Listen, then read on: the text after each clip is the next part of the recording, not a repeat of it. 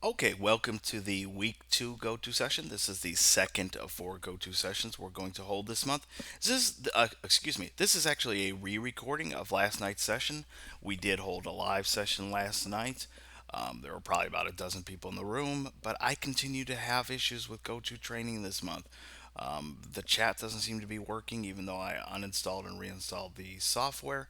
And also, the recordings aren't sticking. For example, I record, and then when the session is over and it's time to process the video, no recording is present. So I'm actually re recording this. Let me take a quick sip for my drink. Because this is a re recording, I'm going to try to keep this to the point and fairly quick. It doesn't mean I'm going to race through the information. Um, the bad news is that obviously when we're truly hosting the session live, which we did, but when the recording doesn't work out, the problem is we don't have the typical student questions and comments that come through and that are often beneficial for those to hear after the fact if you were unable to attend live. So I apologize for that. But the good news is I think this more straightforward version will be rich in information and to the point. And so hopefully within just a half hour or so, you'll get everything you need to know for this week. As you can see by the title of this session, I call this writing the essay and using APA format because these are sort of the two big areas we're going to be focusing on this week. Because the major activity, in addition to the typical stuff, there's a weekly check-in that's due by Thursday night at midnight. There are your McGraw-Hill Learn Smart Achieve modules, right? There's another one of those due. By the way, just a real quick comment: make sure that you're keeping up with those McGraw-Hill modules. As I explained in week one, they're sort of gimme points, meaning if you just do the modules and complete them to 100%, you get all those points. If you can only make it 87% of the way through the module, you'll get an 87 as your grade. But yeah, there are four of these modules that are due throughout the month. They're worth 5% each. So that's really 20% that's just sort of handed to you if you'll take it. Same thing with the weekly check ins, which I'm still grading, by the way. Um, those are also worth 5%. So if you do well in those, that's another 20% that's in your back pocket. There's a professionalism grade worth 10%. That's a grade that gets recorded at the very end of the term. Basically, if you hand in all your work on time and you remain professional throughout the course, and when you message me, for instance, if your tone is appropriate and you're following the conventions of good writing, so you're not just sending me messages written in text speak. That's another 10% that's just given to you. So there's nearly 50% of this class that's sort of handed to you if you'll take it. And then it becomes really, really sort of impossible not to pass the class if you're staying up on these activities. Okay, but let's turn to what we need to focus on this week, which is writing the actual essay that's due Sunday night and also using APA format. Just judging from the weekly check ins for week one, a lot of people expressed concern about APA, and I basically wrote a lot of calming answers in response, telling people, don't worry, I'm going to be here for you. I'm going to teach APA, and we'll get into APA a little bit later in this session. But yeah, I have some materials I've created specifically for this class that hopefully makes APA a little bit easier. But let's begin with talk about the essay. So I'm going to switch and move to the actual essay assignment sheet, which is no, that's not it. This is it. Okay, so this is the assignment sheet for the essay. You can read through this on your own, and please make sure that you're always reading assignment sheets thoroughly. I do notice that sometimes students, if they lose points, if they don't do well on assignment, it's usually for very basic things like they haven't read through the instructions, making sure they're hitting all of those marks that they need to hit. But you can read through this introductory material on page one by yourself. So it talks about an essay. It reminds you that an essay has three major parts: an introduction, a body, and a conclusion. Okay. Then an essay, let me blow this up a little bit. An essay should have a minimum of four paragraphs, but can have many more depending on the complexity of your topic. Yeah, but I doubt you'll have only four paragraphs in your paper. You probably will have anywhere from 5 to 7 paragraphs. But okay, there's some introductory material on essays, what they are. But let's go to page two because this is where the stuff that you're probably more interested the stuff you're more interested in is on this page. On the left here, bolded, so it stands out and it's even in a different colored font, are the basic instructions. Okay, so building on your work from week one. So in week one, you researched, right? You chose a role model. You did some research into perseverance. I'm trying to get feedback on that to you as quickly as possible too. I'm gonna burn the midnight oil today, especially to try to get you feedback on your work from week one. But hopefully, yeah, you chose a role model. You did some research. Maybe you came up with some terrific information about how your role model overcame obstacles or faced adversity, or hopefully you gave yourself enough time that if for some reason your initial role model just didn't have much written about her or him, that you possibly switched to another. But here's a reminder of the essentials. I'm a little bit concerned.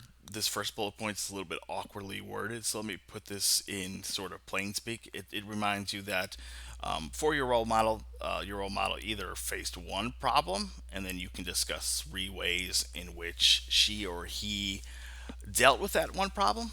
So, for example, let's say someone's writing about Justin Bieber, and let's say, first of all, Justin Bieber would be easy. You probably he's he's faced more than one instance of adversity. He's faced more than one obstacle. But let's say he's one of those people who just doesn't have much written about him. People who are here to study graphic design or sometimes game art, it's sometimes difficult for them to find a figure who's big enough that they've had formal articles written about them. Not just articles written about them, but articles that specifically illuminate on issues of perseverance. Yeah, let's say that Justin Bieber is one of those people who you can only find, let's say, one example of perseverance, right? One obstacle he faced. And let's say that one obstacle is him just, trying to get discovered, okay? That's a big obstacle that artists face. How do you get discovered? How do you move from being someone who, you believe in yourself, you have talent, you think you have something to bring, but nobody seems to be interested in you. Nobody's signing you, right? Probably there are several things he did to overcome that obstacle. Several things, several steps that he took to overcome adversity and get discovered, right? So yeah, you could focus on that one specific obstacle or problem and three things your role model did to solve it or deal with it. Or you can focus on two or three concrete examples of obstacles faced.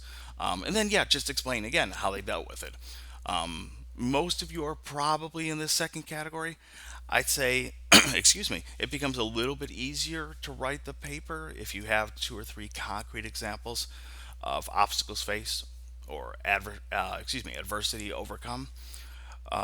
Because then you can just go through them one at a time, explain what the obstacle was, and then also explain in some detail how your role model overcame that issue or dealt with that concern. Let me take another quick sip from my drink, excuse me. And the next two bullet points I really want to stress because these are things that sometimes students forget about, particularly if they're not reading through the instruction sheet and they're just sort of guessing what the essay needs to be written about based on the discussion board or based on, maybe they attended the first go to session, but they're not attending the one that I'm holding right now. So if a student just goes, oh, yeah, yeah, yeah, it's something about perseverance, I need to write about my role model. Um, excuse me, I'm getting over being a little bit ill here. Yeah, sometimes they'll be pretty good at getting perseverance on the page and discussing it, but then they forget about these next 2 points, which is in addition to discussing your role model's perseverance, you also have to make the information personal. You have to discuss what you learned from your role model's perseverance, okay? And you also have to apply what you've learned, okay? So if there are lessons to be gained from how your role model faced adversity or overcame problems, how can that connect to your own life, right? Like, how can you apply that? How can you take those lessons that you've learned and apply them to yourself in your own future path, both as a full sales student and as an eventual industry professional? In just a few seconds, I'm going to show an organizational strategy you can use to put your paper together to make sure that you're hitting all of these areas. But yeah, that's probably, I don't think it happens a lot, but probably with a handful of students in each class. So we're talking about 25 students in each class. There will be about five who, yeah, they'll discuss perseverance, but they'll completely forget to discuss these areas, what they learned, and how it can apply to their own future path. Okay. Second, I want to explain some things here on the right side of page two. It says begin by choosing an audience for your essay. Choose one audience from the following options. This is also a bit confusing because this is something that, yes, we want you to have in mind what type of audience you think your essay could appeal to, but it's not. It's more of a thought question for you. It's not something that's necessarily going to appear in the paper. We just want to issue the reminder that it's often useful to think about audience. You've probably heard that before. If you took creative presentation here at Full Sail, by the way, I also teach creative presentation. I primarily teach in the English department, but I also teach that month one course, creative presentation. Most of you probably took it. Though if you've been at Full Sail for a while, you might have taken the older course that was called something else. It was called digital literacy. But yeah, if you took creative presentation, you've been introduced to this concept of audience.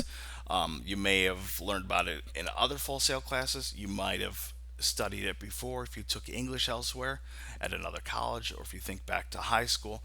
Okay, the importance of audience. But sometimes students just hear that and think that, issues of audience are theoretical, or that's just information from a textbook. I don't see the reality or value in it. And I just have to remind people that audience is always important, even if you're not consciously thinking about it. Let me give an exaggerated example. If you need to deliver a set of instructions to a 7-year old, uh, or to a 35-year old, right? You would have choices to make. You would explain things to the 7-year old in ways that you wouldn't need to do with the grown adult, right? You would have to adjust your word choice. You might have to define terms. You might have to explain things with more care with a child versus the adult. So there's kind of an exaggerated, obvious example of how you adjust based on audience. But I would argue that you're doing this always. And for this assignment, okay, you're writing a pretty straightforward essay. It's roughly a 2 to 4 page essay, not counting the cover page or the references page, and we'll look at what that is in a few moments. But we're talking about the core, the heart of the paper being 2 to 4 pages. And yeah, it's a pretty straightforward essay. Um, Probably 5 to 7 paragraphs.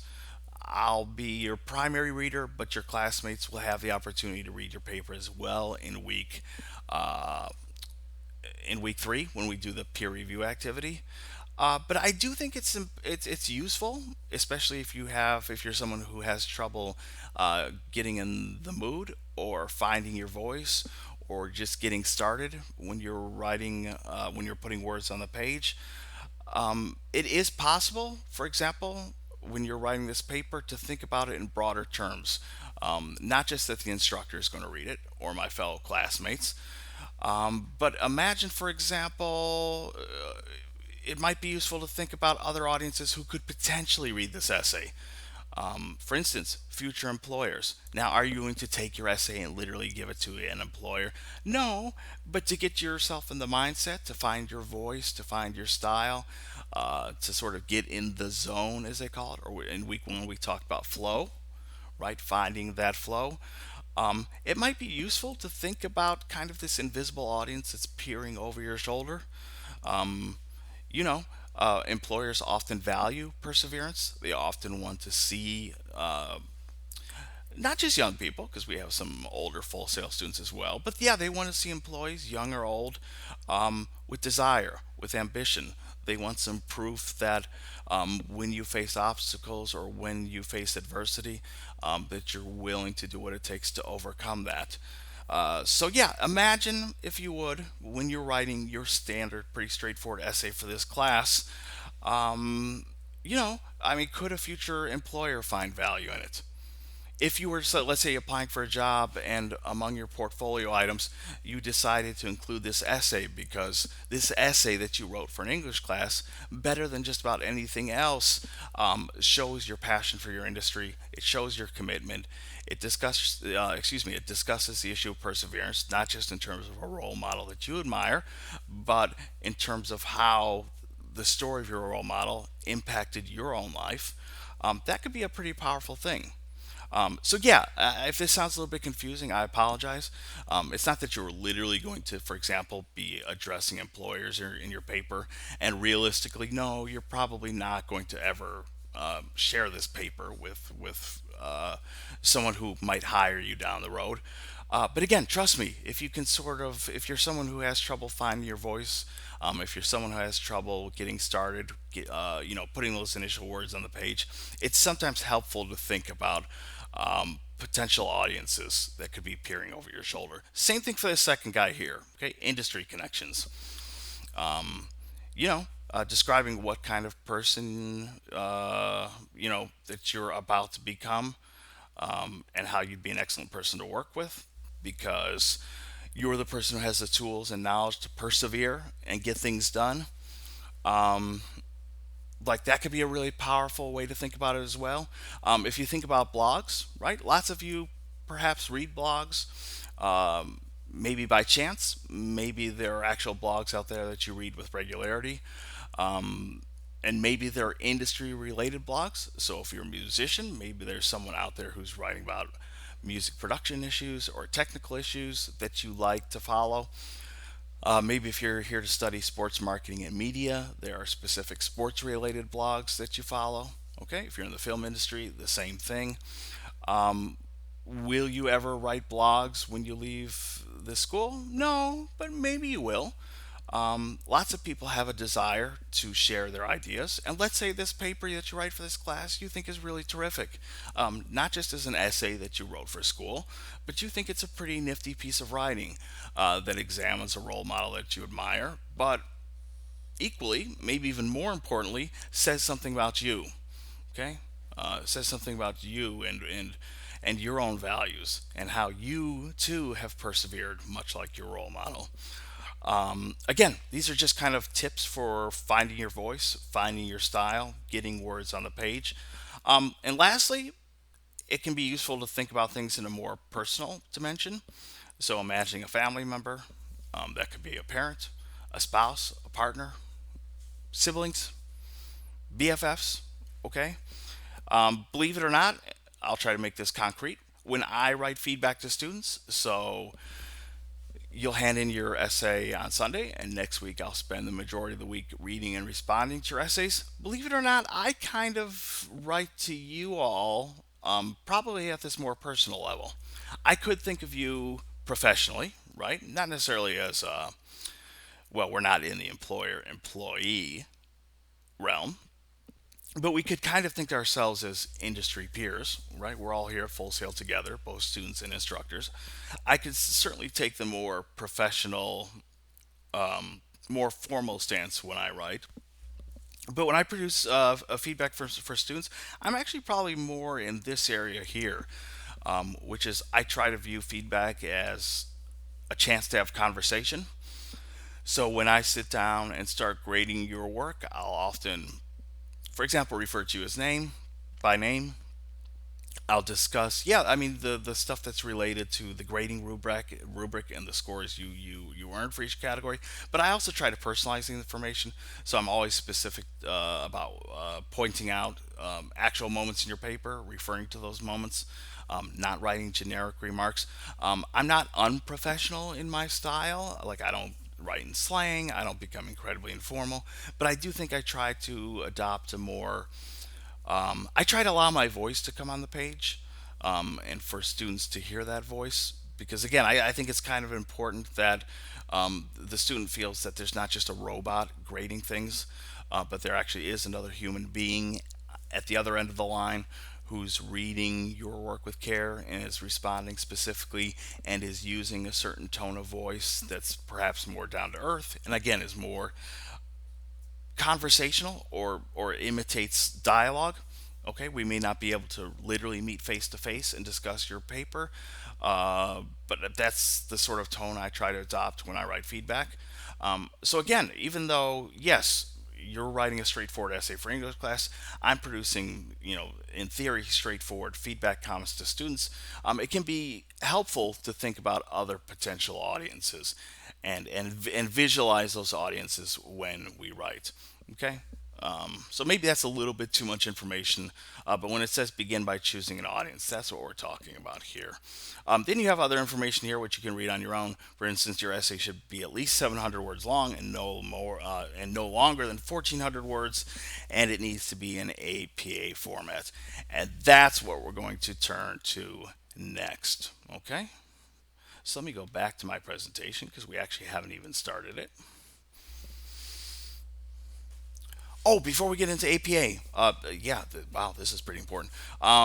Organization. Okay, so you have this essay to write. I've already said that it's about 2 to 4 pages long. That's what 700 to 1,400 words means.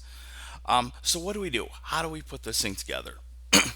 Well, if your research went pretty well in week one, you may find that the essay is sort of already kind of set up for you. For example, let's say your role model, that's what RM stands for here. Let's say your role model, yeah, you were able to find 2 to 3 concrete examples of perseverance. Okay, actual obstacles overcome, actual adversity faced. Then here's a pretty good organizational structure to follow. So if you're watching this now and you need to take a quick screenshot, or if you need to click pause in order to take notes, each bullet point here, or at least each major bullet point in orange, represents a separate paragraph, okay? So you're going to need an introduction of some sort. It would be nice if you grab your audience's attention somehow. It doesn't have to be flamboyant, it doesn't have to be shocking, but if you can make some sort of opening move, that would be terrific. At the very least, you need to define your issue, which in this case is your role model, and the notion of perseverance. And then there should also be a thesis. Now, I don't spend too much time on this because your McGraw-Hill readings cover this information. You also almost assuredly got it in high school, but a thesis is a single sentence or two that typically appears at the end of the introduction. It kind of acts as a roadmap to the paper. It's a final sentence that sort of sets up the rest of the essay. So for this assignment, a thesis might tell readers simply that your role model X serves as an excellent example of perseverance and that she or he has a lot that one can learn from. Please don't just grab that, okay? Find your own way to say that or something similar to that or something quite a bit different but still relates to the notion of perseverance and still sets up the rest of your essay. That's sort of at the most basic level what a thesis might say. Okay, so once we have our introduction in place, we can start building the body of our paper, okay? Our middle paragraphs. And if you found 2 to 3 concrete examples of perseverance, then it becomes sort of easy, right? You can discuss perseverance example number one, discussing it in detail and explaining how your role model solved or dealt with that obstacle. Then in the next paragraph, you do the same thing for your second example. And the third paragraph, you do the same thing with your next example. Okay, and then yeah, we have to make sure that we leave room to discuss what you learned about perseverance from your role model and how that's going to apply to your own future path, both as a student and eventual industry figure. And finally, we need a conclusion. Okay, and in our conclusion paragraph, we echo or summarize our overall points or our main points and find a way to bring the paper to a satisfying close. Let me again take a quick sip from my drink.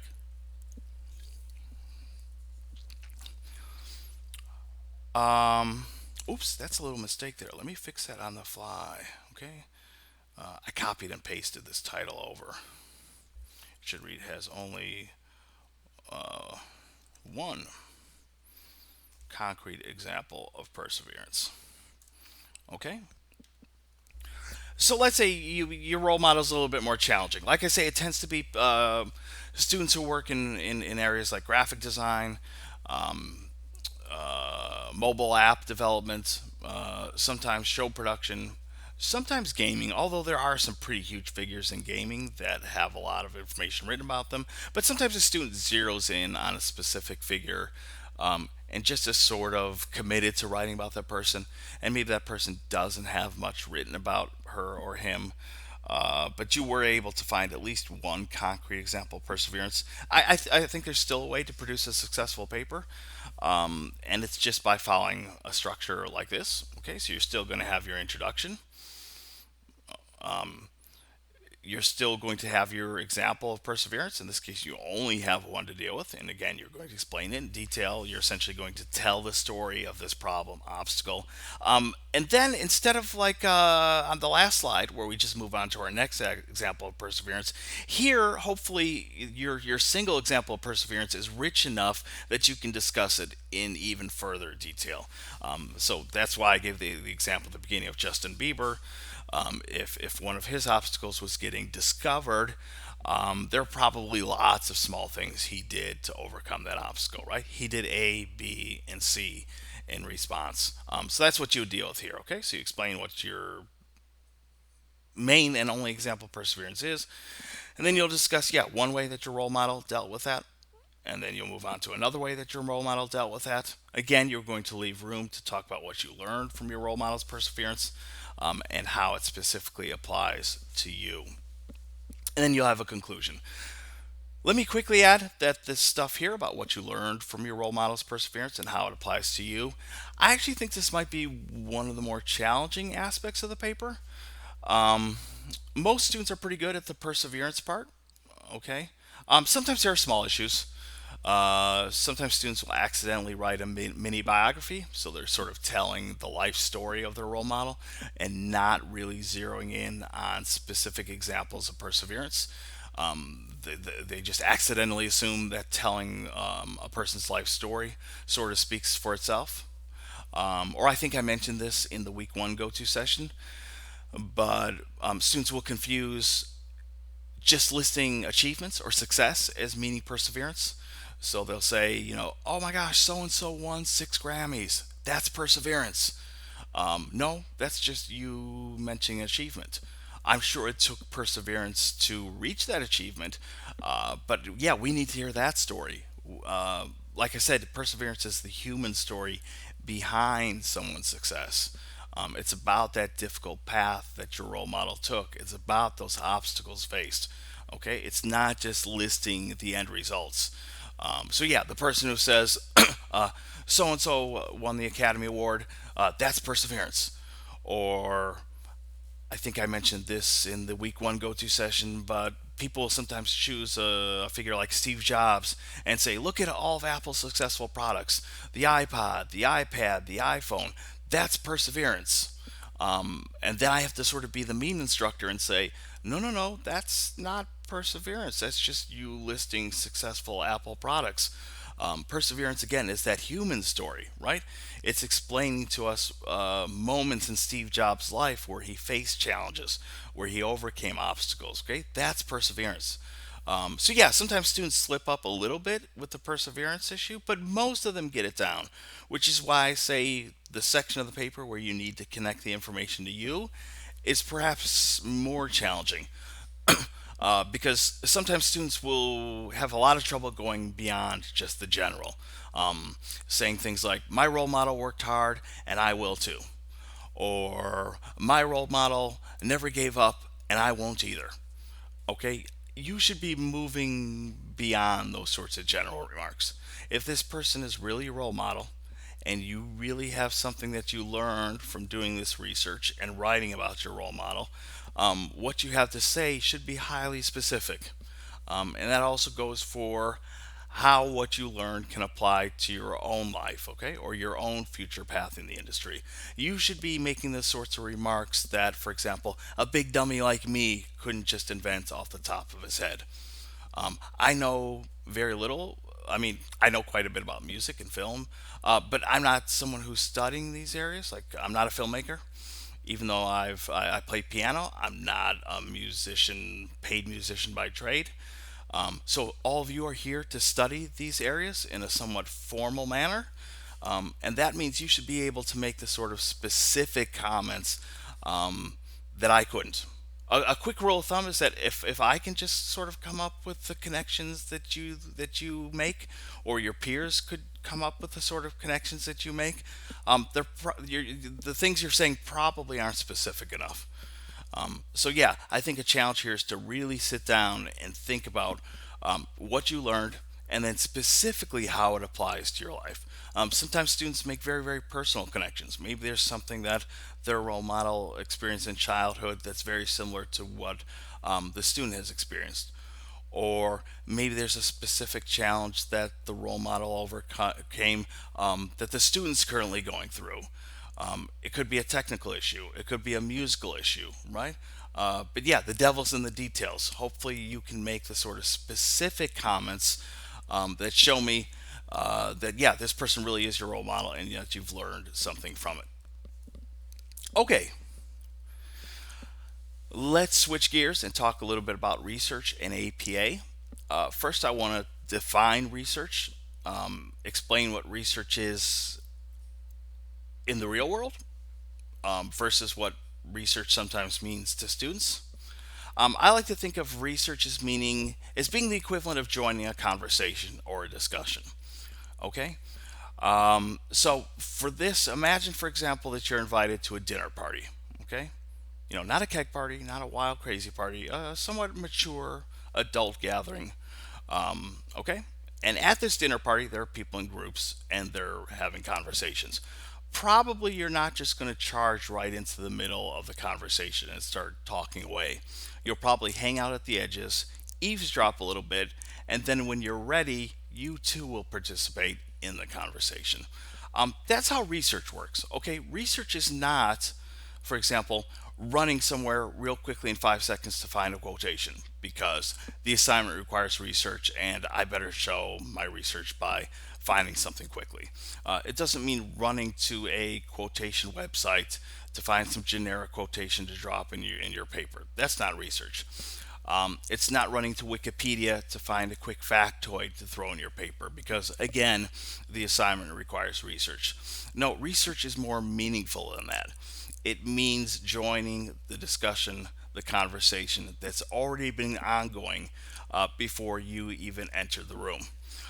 After all, your role models have existed probably for a long time. Even if they're younger role models, they've probably been on the scene for at least a couple of years. They've had a lot written about them. Issues related to perseverance have probably been explored.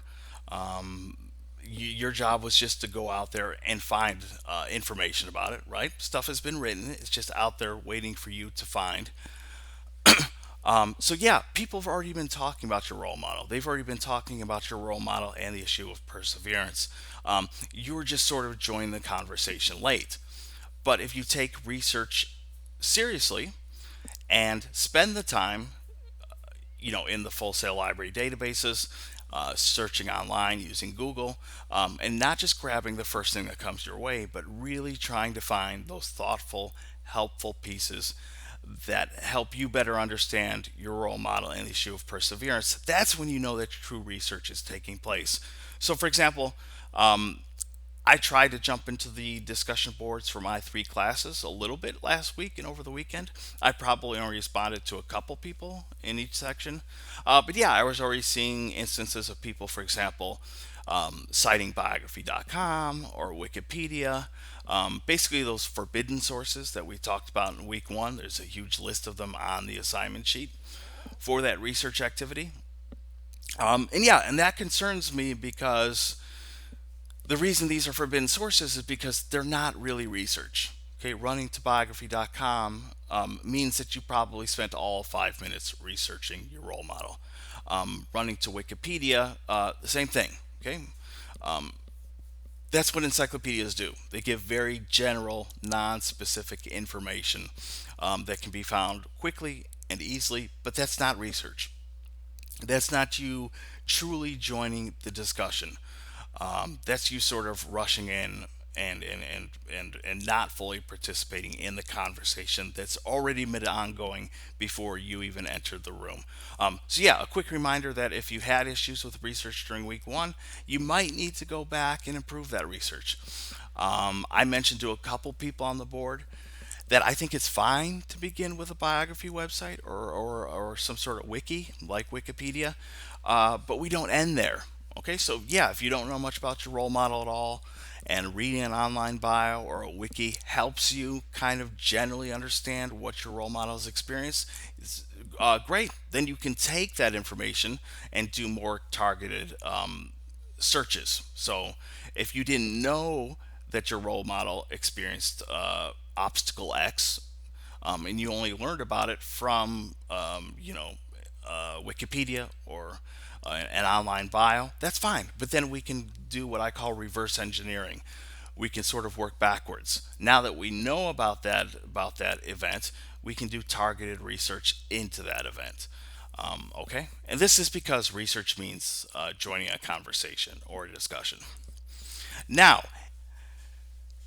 you've done research so you can learn more about your role model. This means that when you write your paper, you're going to be relying in part on research. And that means we have to talk about issues of citation and style. So for this class, the style we're talking about is not the style kind of displayed by this woman here who has great fashion style. No, we're talking about APA style. Some of you are probably more familiar with MLA.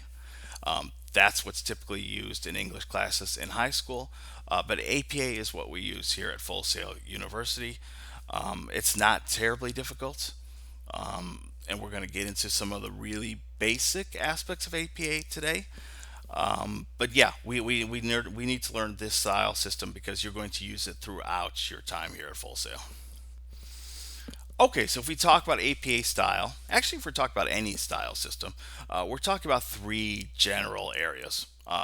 First, we're talking about issues related to layout or format.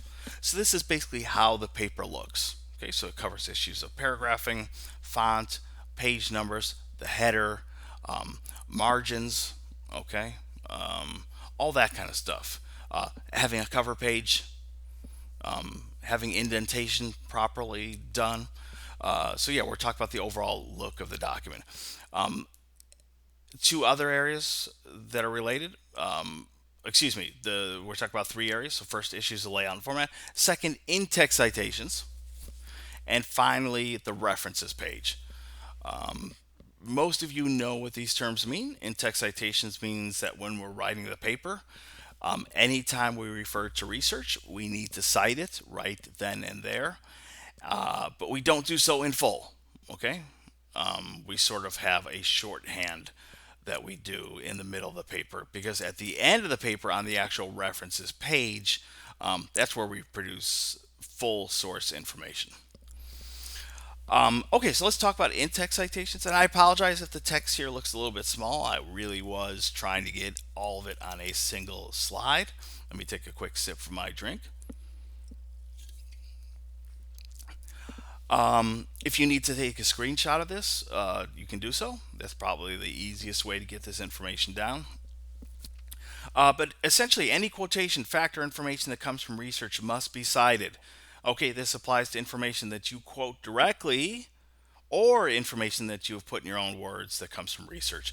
I mention that because sometimes students think that if I'm directly quoting for something, right, I'm using another person's words and putting them in quotation marks, then I need to cite. Yes, of course. But if I'm not directly quoting, I don't need to cite, and that's not true. Anything that comes from research needs to be cited. So let's pretend that we found this imaginary article. Okay, it's called "The Road Leading to Tomorrow" by John Smith, published in 2012. Okay, this isn't a real article. I just made all this up. APA style when it comes to in-text citations isn't very difficult, but it can be potentially confusing because there's so many options. I just sent out an announcement about this, but they're sort of like those choose your own adventure books. If you're old enough to remember those, you always have two options for how you can cite the information, and I think that throws students into a little bit of confusion.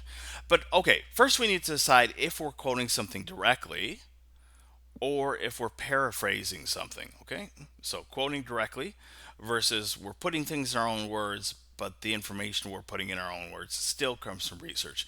In both cases, we need to cite, but there are two different ways to go about it. Okay, so if we're quoting directly, you have first this option, and again, the essential information is the author's name, the date, and yeah, actually not the title of the piece, but a page or paragraph number. Okay. So one way to create an in-text citation is to find a way in your actual sentence, okay, to mention the author's name and the year we put in parentheses.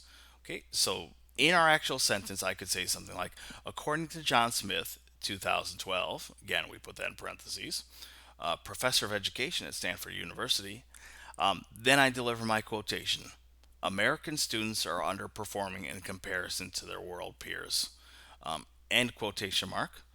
And then because we're quoting something directly, we need the page number from where that quote appears.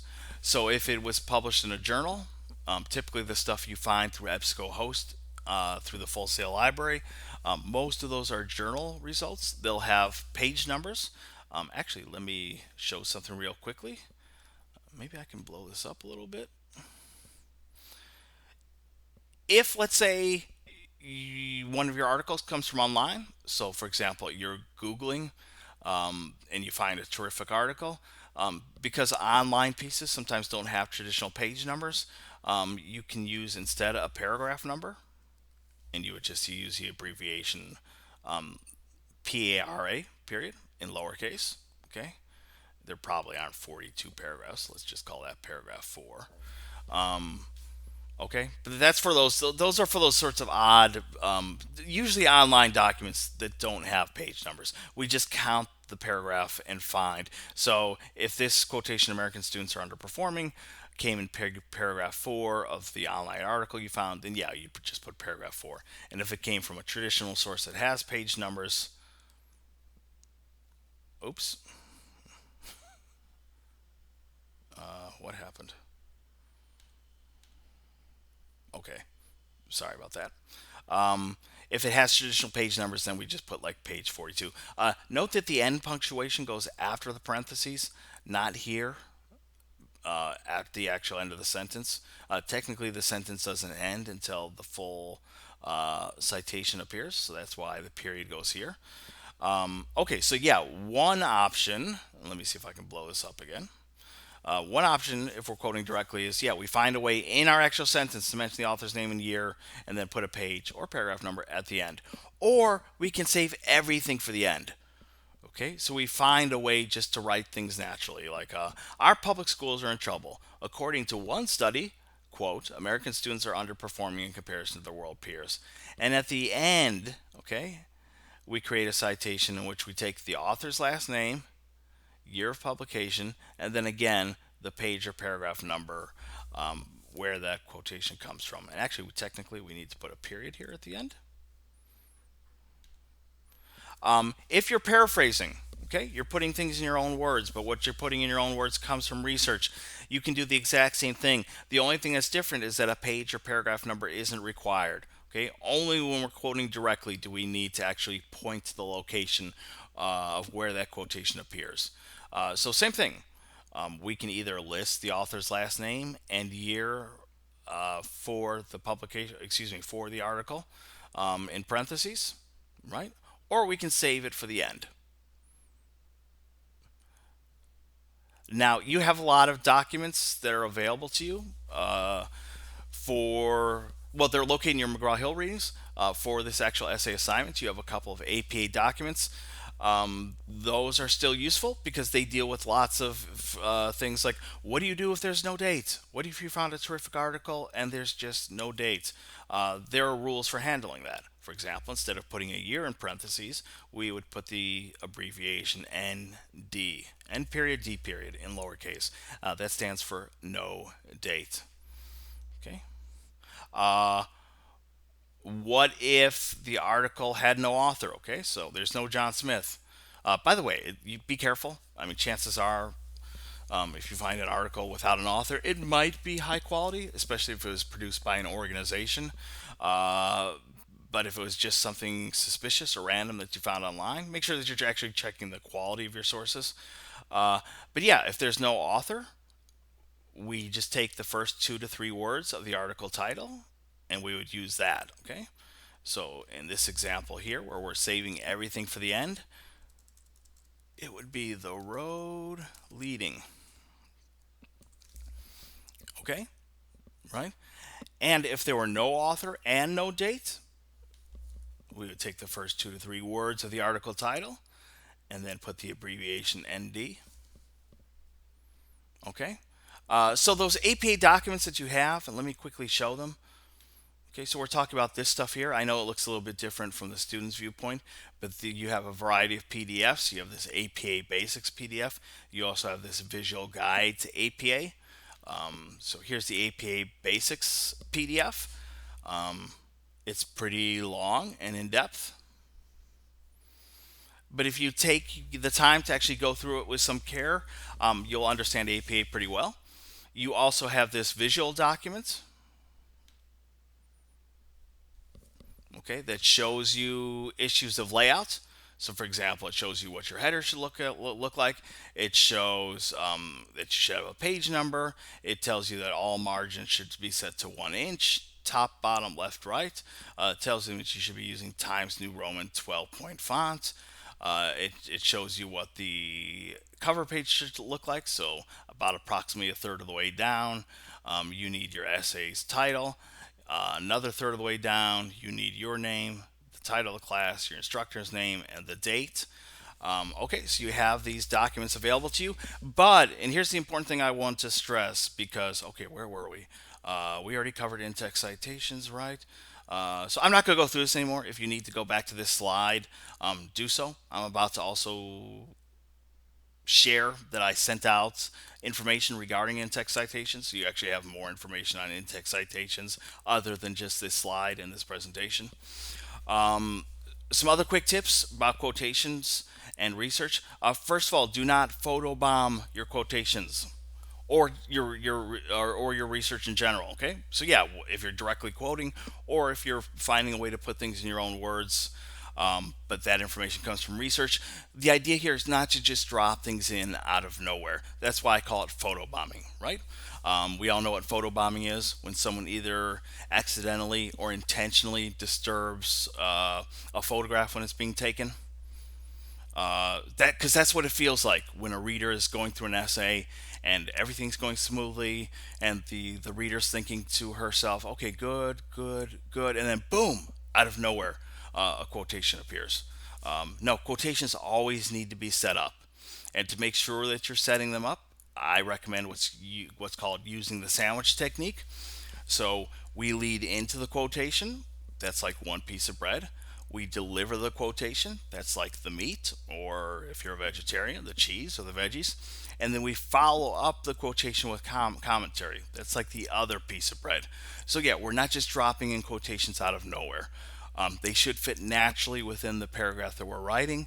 The sentences we've been writing that come before the quotation should naturally be related to the quotation or piece of research that you're using, and that we don't just leave quotations hanging. Okay, after the quotation, we follow it up with commentary of our own. Second, avoid long quotations that speak entirely for you. Remember that occasional use of research should help to support your points, not the other way around.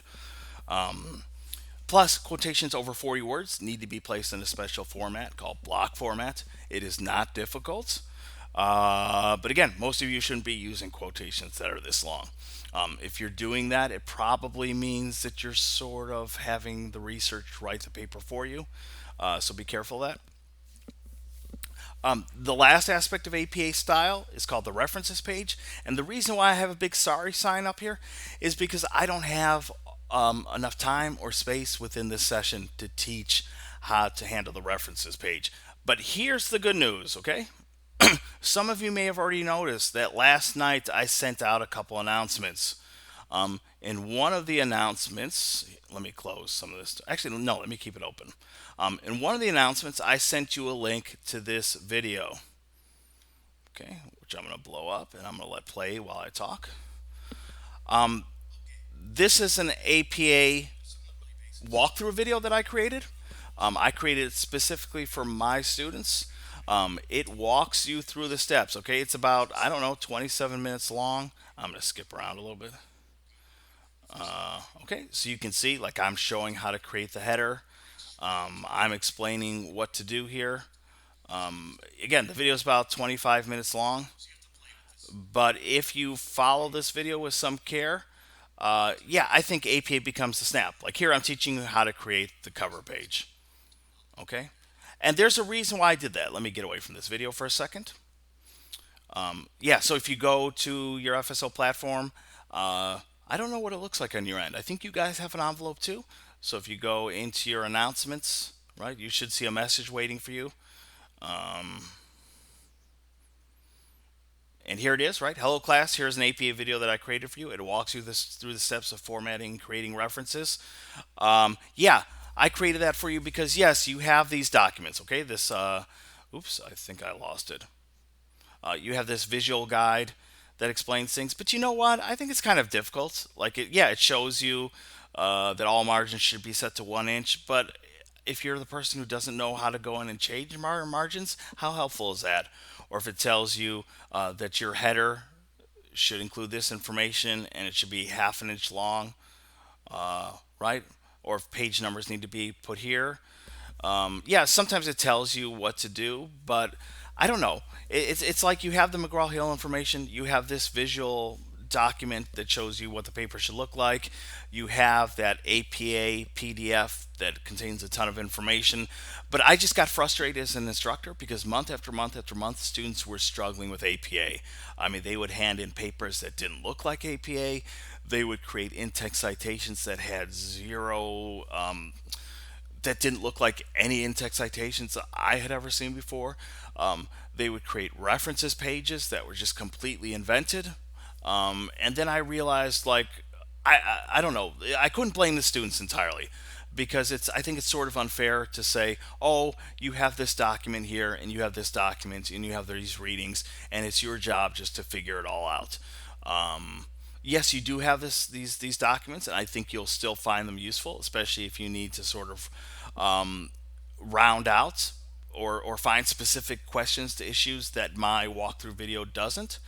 But yeah, I think it's a little bit unfair just to say, "Oh, go figure it out, sink or swim." Good luck with it. But when it's time to grade your paper, APA is worth 20 points, and you'll lose a lot of points if you don't do it correctly. So yeah, I created this walkthrough video, and I sent it out as a link. I get a little bit nervous because sometimes students don't check their announcements. So please, please, please watch this APA walkthrough video, okay? I hold your hand. I walk you through every step. I show you how to set margins. I show you how to create the header. I show you how to paragraph. I show you how to create the cover page. I show you how to create the references page. I have some articles open, one from the Full Sail Library, another one that I found online, and I show you in real time how to actually create references. So please take advantage of that video because if you don't, then yeah, you lose points for APA on your paper. And I'll say, hey, in the go-to session, I told you about this video that exists. I also sent it out as an announcement. It just would have taken 25 minutes of your time, and then you would have had zero problems. Again, if you follow this APA walkthrough video with some care and just follow along with the steps as I do them, 90% of your APA issues will be solved. Okay, and the 10% that aren't will be because they're just odd exceptions. Maybe you found a source that's a little bit different, and then you'll just have to message me with your question, and I can help out and give you some advice. I also sent out an announcement, a pretty long one. It's this guy here, the one that begins, "Hello class, here's some information on in-text citations." It's a little bit longer. It's several paragraphs, but it's not too long. What I've tried to do is take the complexity of in-text citations and explain it as simply and directly as I can. Because in-text citations are a little bit hard to explain visually.